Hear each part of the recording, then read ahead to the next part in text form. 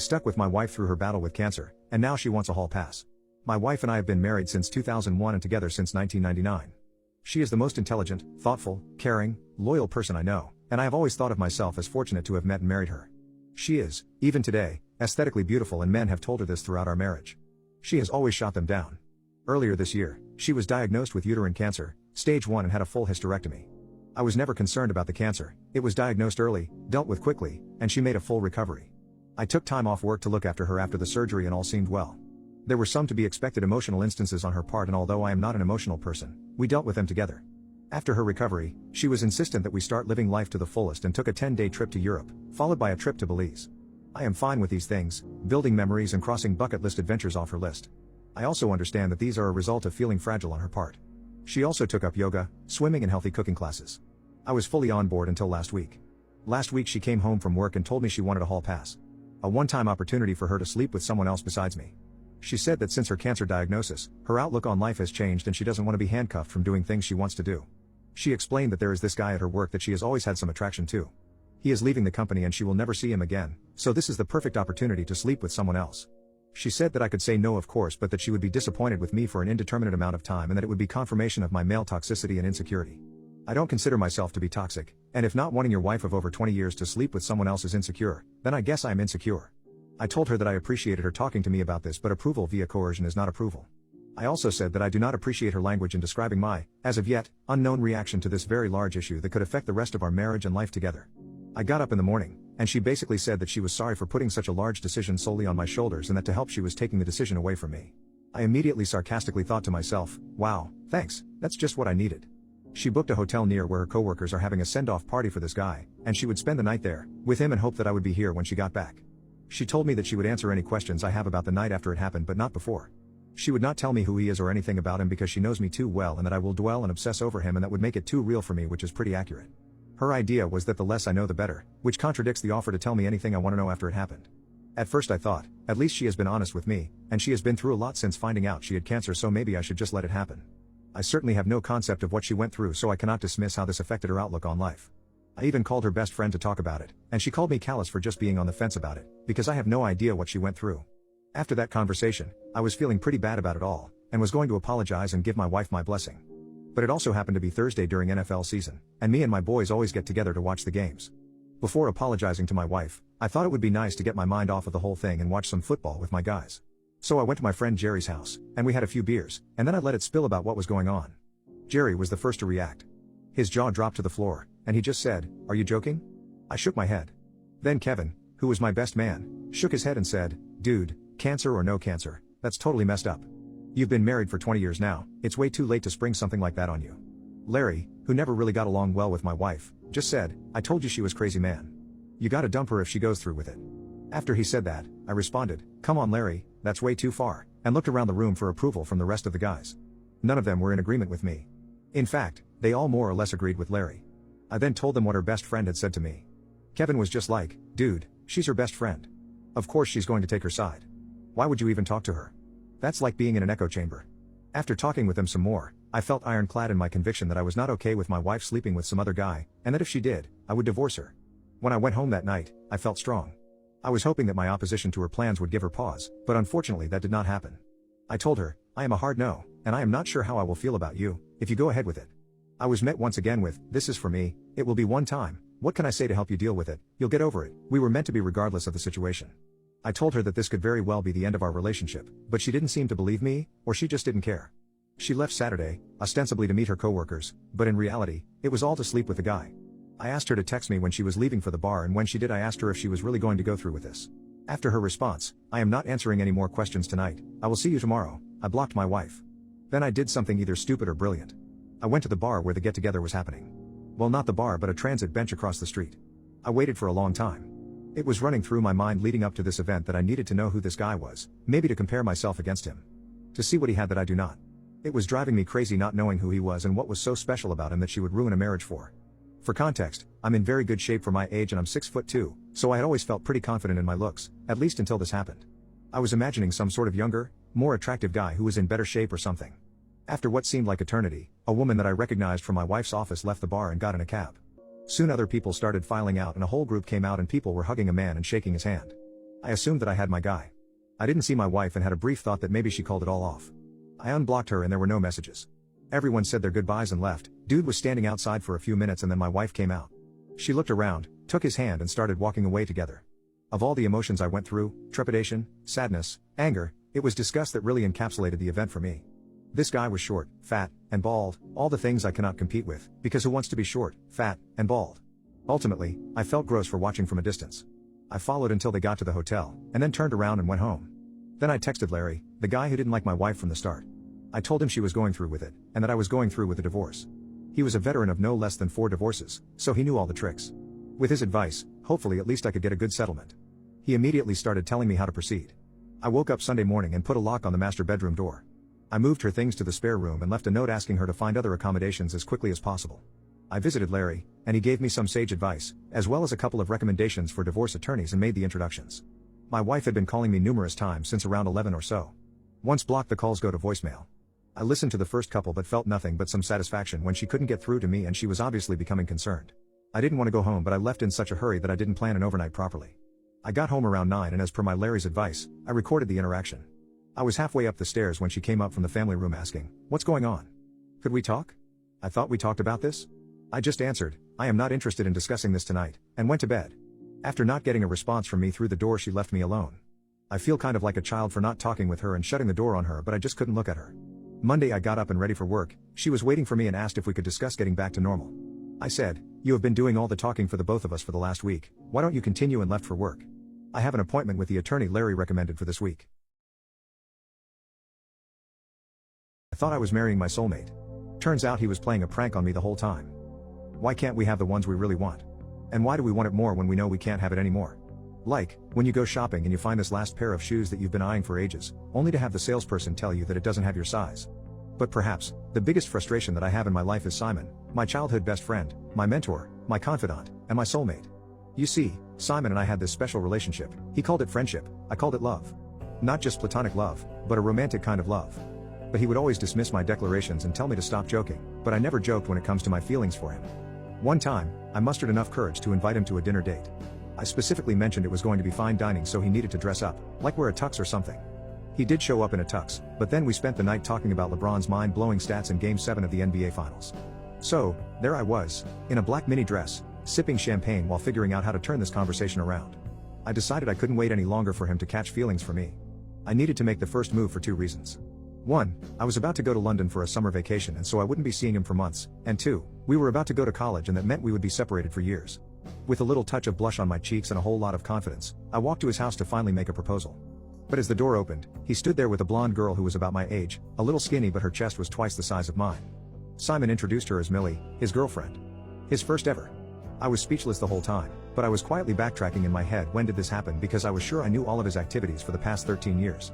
And so, Simon and Millie became a couple and I, the one who loved him before he even had body hair, became their lousy third wheel.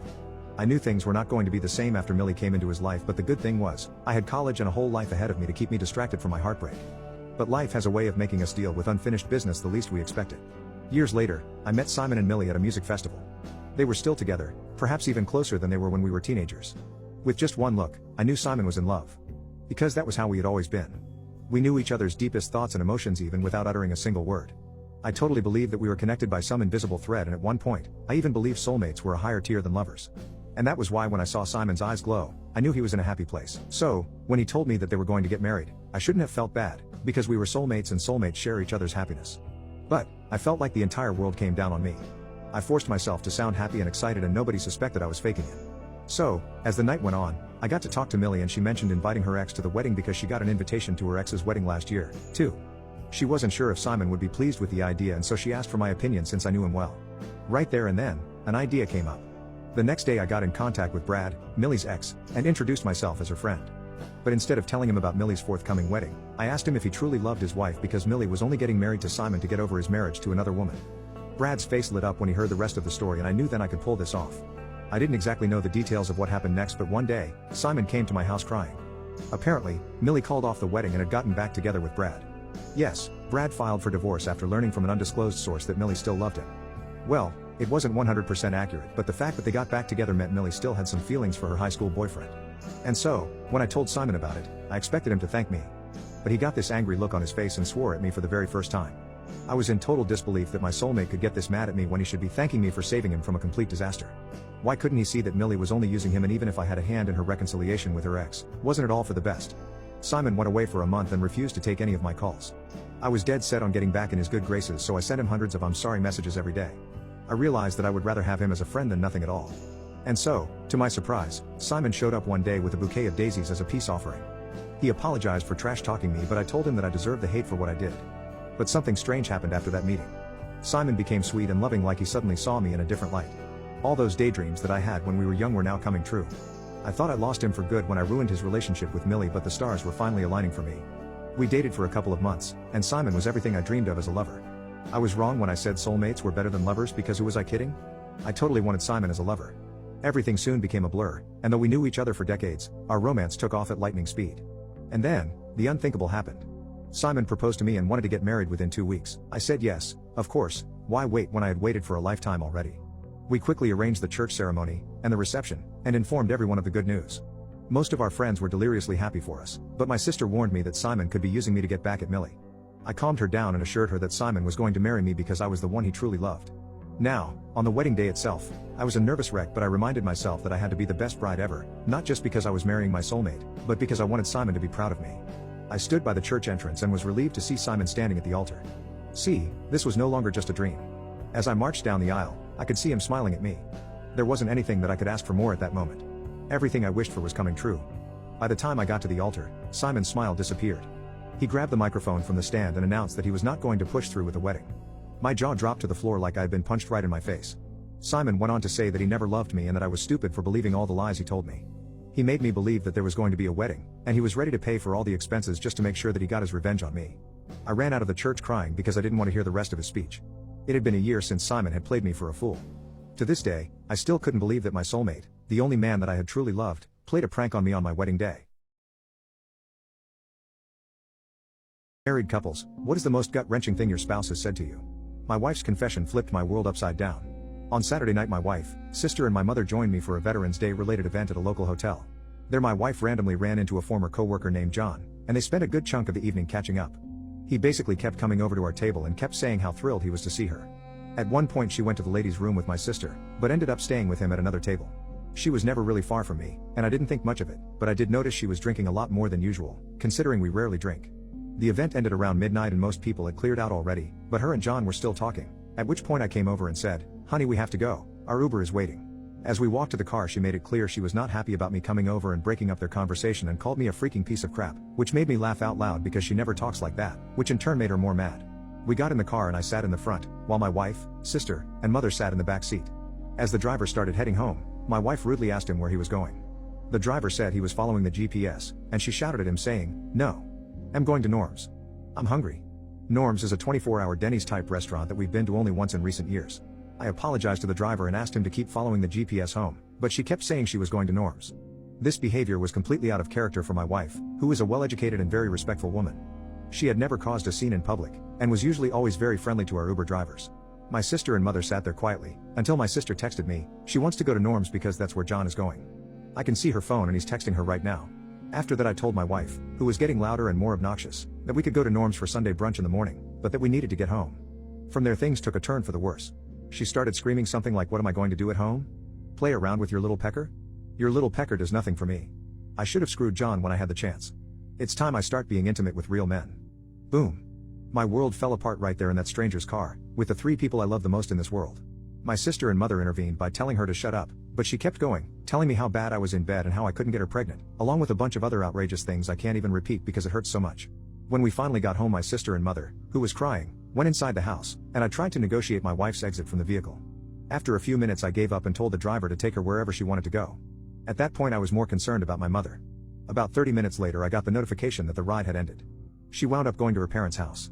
That was over 48 hours ago and I haven't heard a peep from her. I haven't tried to contact her either. Her dad came over tonight to get her car and some clothes because she has to work tomorrow. I told him exactly what happened. He said she's not talking at all.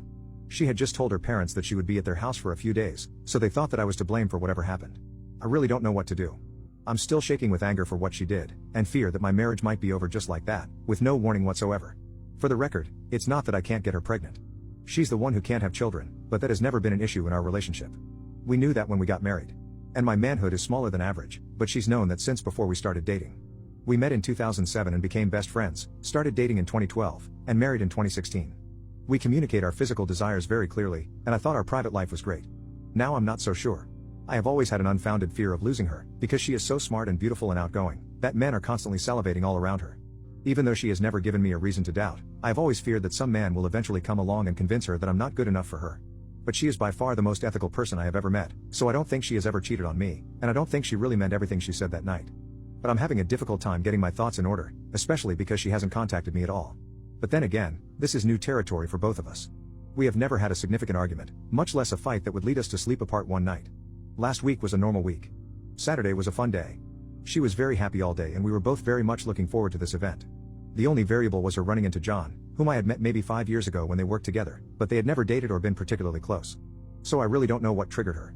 She also has a very good relationship with my sister and my mother. My sister is one of her best friends and has been for years, so I'm sure she's embarrassed for them as well. But her silence now is what's killing me. I don't know what to make of it. Should I be the one to go see her and try to fix things, or should I let her come back on her own terms? What disturbing secret did you discover about your partner after getting married? I just found out my wife slept with another man 4 years ago. We've been together for 5. My wife and I got married 3 years ago, after dating for 2 years prior. Her sister got married 2 weekends ago and, of course, my wife was at the wedding party. As you'd expect, she spent the 2 weeks before the wedding helping her sister get everything ready. This wasn't a big deal at all. She kept me in the loop and I knew this was going to happen. A few hours before the ceremony on Saturday morning, I showed up hoping to see her before everything became hectic. I didn't want to intrude, knowing she was busy, but I hadn't seen her since Tuesday. Seeing me outside her parents' house, she sent her brother out to tell me she'd come to see me in the car. I found this a bit odd, but I let it slide. When she finally came out, she sat next to me, gave me a kiss, and instead of being happy to see me, she told me that we needed to talk and that she didn't want her sister's big day to be ruined. She told me that at the reception, I might hear some stories about the best man and her, and she didn't want it to be awkward or strange. I was just stunned. She admitted that around 4 years ago, she'd had a fling with him, but that it didn't mean anything. She said she knew I tend to get jealous, and wanted me to know in advance so that I wouldn't be surprised. I was stunned. This was not the start to my day I had imagined, but I told her I appreciated the information and that it certainly wasn't a big deal now. She went back inside the house, and I left to eat lunch, planning to meet her at the church. While I was eating and looking at my phone, it dawned on me that she had said the fling happened 4 years ago, but we've been together for 5.